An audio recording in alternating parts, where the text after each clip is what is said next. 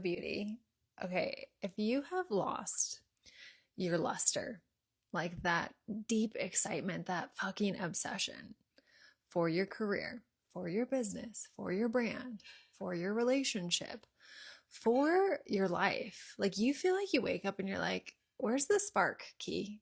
Like, I don't know where I went wrong, but how the hell did I get here? And where is the fucking excitement in my body?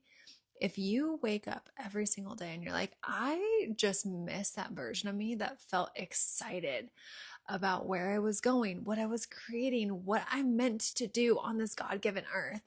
If that is you, I want to do a little reframing practice with you. Now, this is something that I do with my clients all the time. This is actually how I led myself through my own divorce when I was in my own, what I would call like a midlife crisis, a career crisis, a relationship crisis. Like, okay, what the fuck? How did I get here? And how do I get out of this? How do I not wake up every day feeling like, fuck, like I want to feel alive. I want to feel excited. And I just don't. And the things that used to excite me just don't anymore. It's really easy to gaslight yourself to say, oh, I should feel grateful for what I have. And while we can keep the fact that you are grateful, that you are alive, that you have the life that you live right now, we will keep that on the table as a factor, a common variable that is always contributing to your life. But we don't need to gaslight you into saying, I should be grateful for what I'm living, although I feel like a fucking shell of myself. So if that is you, pull up a chair. Let's hang out. I'm going to walk you through. I actually have notes because this is a deeply ingrained practice that I want you to understand how to fucking lead yourself out of it. Because you're not wrong. You're not fucking broken. Being confused around where you're at in your life. Whether you thought like, oh my gosh, I thought when I became a mother, I would feel so fulfilled and I would feel so excited. And now that you are, you're like, holy fuck, this is not quite what I thought it would be. The same thing with your career. And I am seeing this with a lot of my millennial and even the Gen X generation of like, wait, I was given this prescribed path. This is what I was supposed to do to get this job, to get this income, to then feel fulfilled, like I am a productive member of society, to wake up and realize like, I actually don't love this. I don't love this anymore. But to have normally a family, a spouse, a partner, a home, bills that you are responsible for, all of a sudden now your loyalty can quickly become your own fucking prison. So how do we get you out of this? How do we lead you out of this? Number one, it's recognizing that the confusion of an identity shift, because that's what's actually happening. The confusion of an identity shift is actually happening for you. Now you might be thinking like, fuck this, Key. Like, I don't want to be in this confusion.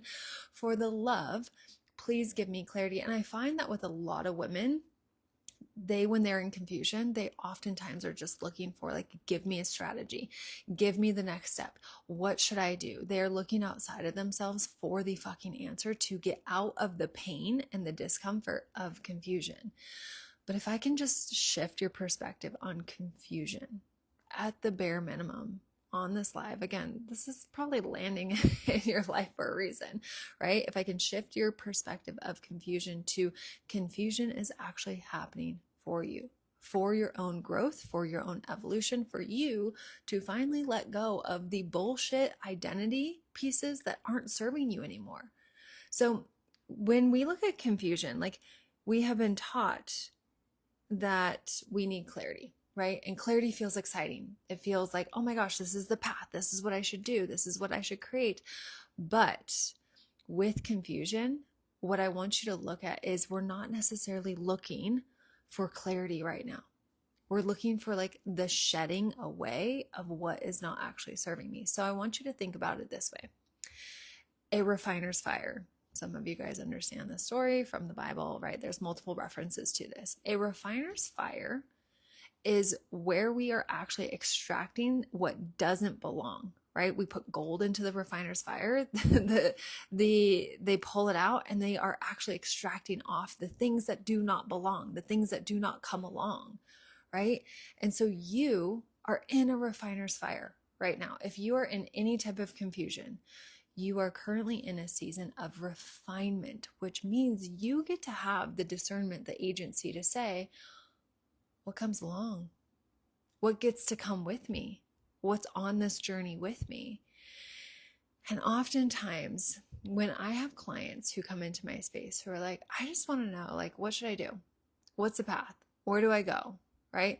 And I ask them, well, what's your desire? What lights you up? What's the thing that makes you feel alive in your body? And they're like, I don't know. Number one, I get that because that was who I was at the end of my divorce. I didn't know like what my path was. I didn't have clarity. I didn't feel like a visionary. I didn't feel like I had this direct path of this is what I should do now. I was like, I don't fucking know. I just know that I am here to shift, to change. I'm growing and evolving into a new version of me. So I actually sat down and I was like, okay, if that is the case, if I'm in the refiner's fire, God, if I'm doing the thing right now, then I'm going to sit and I'm going to go through this practice and I'm going to walk you through this because you are going to trim off what doesn't fucking fit anymore. What doesn't get to come along. And these are going to be parts of your life that you're like, actually, this is not for me anymore. Okay, so you are going to start to trim away the things that do not fit. Now, the practice behind this is I don't want you chasing clarity with this. I want you to look at the truth that you're not willing to say out loud right now. And this is going to be wildly uncomfortable. This is not for anybody else, by the way. This is just for you to sit in your own contemplation with. But if you are going to tell the fucking truth, if you are going to be honest with yourself, can you do a I no longer desire practice? And what do I mean by this? I'm going to read you some of mine that I've written. I no longer desire to build a business that owns my life. That was my first business. I no longer desire to create a business that fucking owns me. Okay. I no longer desire to prove myself. I no longer desire to make a decision in fear. I no longer desire to be in a relationship where I have to fucking shrink. I no longer desire success that costs me myself or my mental health. This is what I want you leaning into. What is your I no longer desire? Because this is the thing. It is actually easier for your mind, for your ego to say, I don't want that anymore. Nope, I don't want that anymore. I no longer desire. So I want you to lean into like, what don't you want? Just tell me what you don't want, because you could probably spitfire that off right now. So when we understand what you don't want, when we actually are able to say this out loud, your body will start to shift. You will start to anchor into the emotion of relief of like, fuck, I finally said that out loud. Like, I actually don't love the brand I'm building. I actually don't love the business that I've created. I actually don't love the relationship that I'm in. Do you know how much relief I felt by saying the words like, I actually don't want to be in this relationship anymore? After over a decade of being with this human, having multiple kids, I was like, I finally said the thing that my body was telling me. Relief is the energy of removing resistance. That's why it feels good to your body, right? Yeah, Christia's in here. She's like, I've been doing this. My clients who've worked with me know these practices. If you can understand what you don't want, and we can start to chip away at like, okay, that doesn't feel good, then fucking trash it. Like, you are not a tree. You are not rooted. You can move, you can pivot, you can decide today in this moment, fuck, I'm changing. I'm going to change careers. I'm going to change my relationship. I'm going to change my fucking location. I'm going to change it. Nobody is forcing you to stay the same. Whatever you are choosing, that is a conscious choice.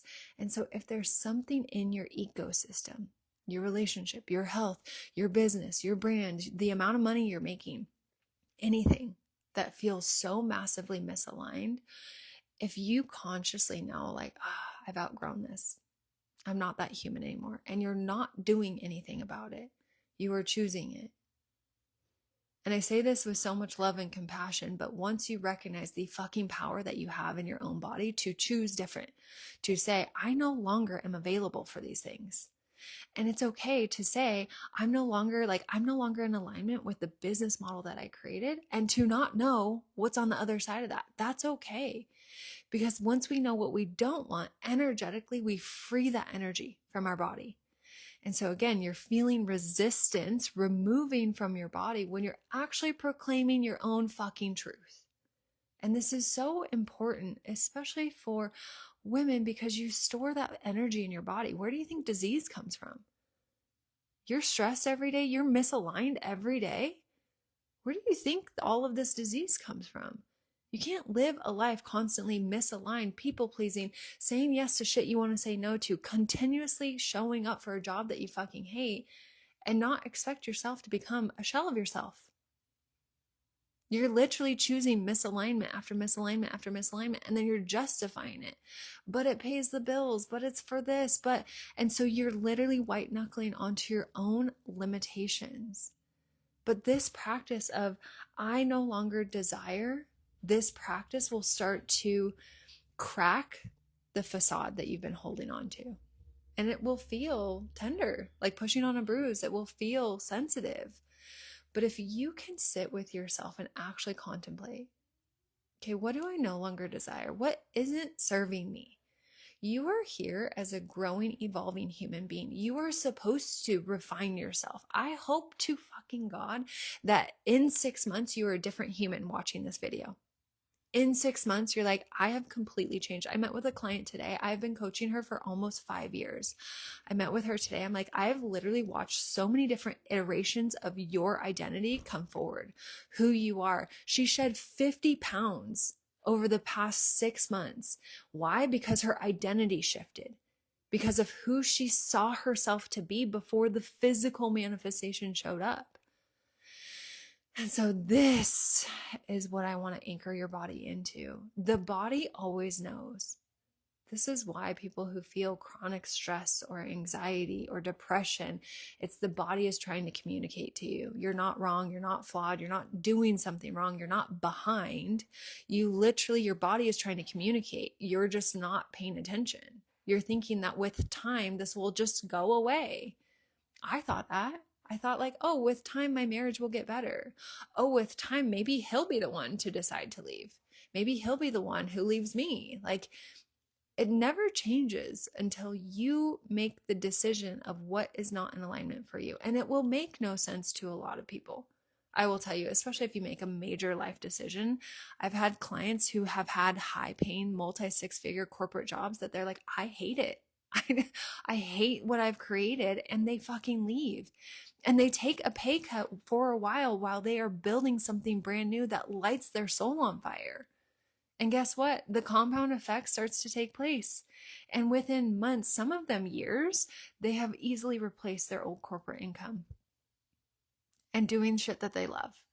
But if they didn't make the hard decision, if they didn't sit with this, I no longer desire practice, just knowing what you don't want allows the universe to bring forward, well, what do you want? It's two ends of the stick, right? Like if you know what you don't want, you can also know what you do want. We can also start to lean gently into what do you want?